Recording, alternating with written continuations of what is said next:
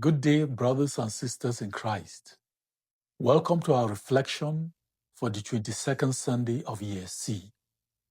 The theme of our reflection is Prodigal Generosity. When you hold a banquet, invite the poor, the crippled, the lame, the blind. Blessed indeed will you be because of their inability to repay you. Luke chapter 14, from verse 13 to 14. Why is God generous to us? When Kila Ochawa was 18, she got her first full-time job. She worked and saved enough to attend school for a year. Then her mom needed emergency surgery, and she realized that her savings could pay for it. Her love for her mom took precedence over her education. According to her, these words in the book Passion and Purity by Elizabeth Elliot took a new meaning. And I quote, "If we hold tightly to anything given to us, unwilling to let it go when the time comes to let it go, or unwilling to allow it to be used as the giver means it to be used, we stunt the growth of the soul. It is easy to make a mistake here. If God gave it to me, we say, it's mine. I can do what I want with it. No, the truth is that it is ours to thank Him and ours to offer back to Him, ours to let go of." End of quote. She realized that the job she had received and the discipline of saving were gifts from God.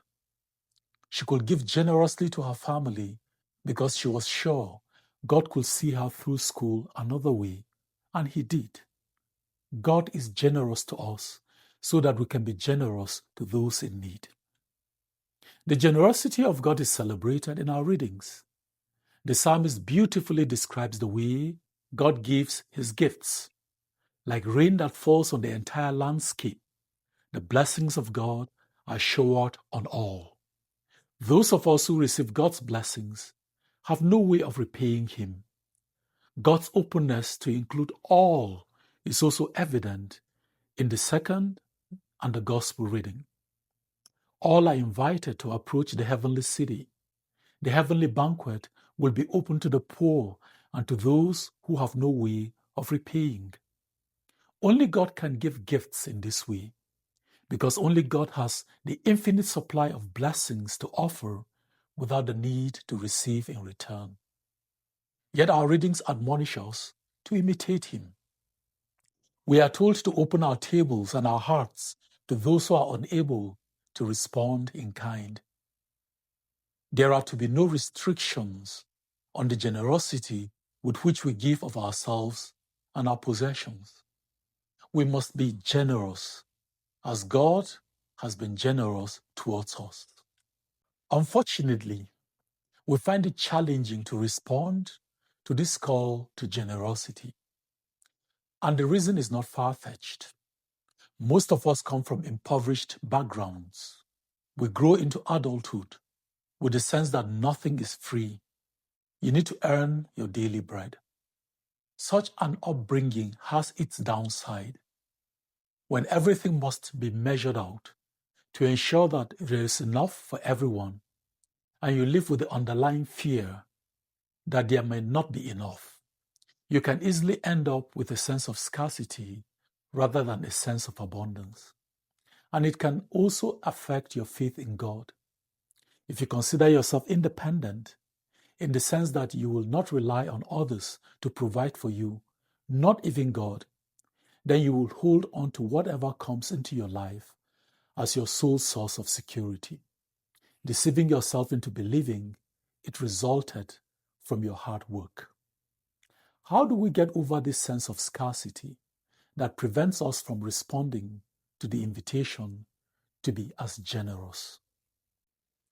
This is where the virtues of humility becomes important. Both our first reading and the gospel highlight this virtue. The word humility originates from the Latin word humilis, which literally means on the ground, derived from humus, meaning earth. The call to be humble is an invitation to stay grounded. Through humility, we recognize our connection with God, other people, and all his creatures. St. Paul reminds us in 1 Corinthians chapter 4, verse 7, "For who makes you different from anyone else? What do you have that you did not receive? And if you did receive it, why do you boast as though you did not?" Since we do not deserve what he provides, we can share it with others without fear of losing our resources. So this week I challenge you to do the following. Number 1, pray the Litany of Humility by Cardinal Raphael Mary. Second, serving the poor is a lesson in humility. Volunteer at a soup kitchen or make an anonymous donation to one. Have a blessed week.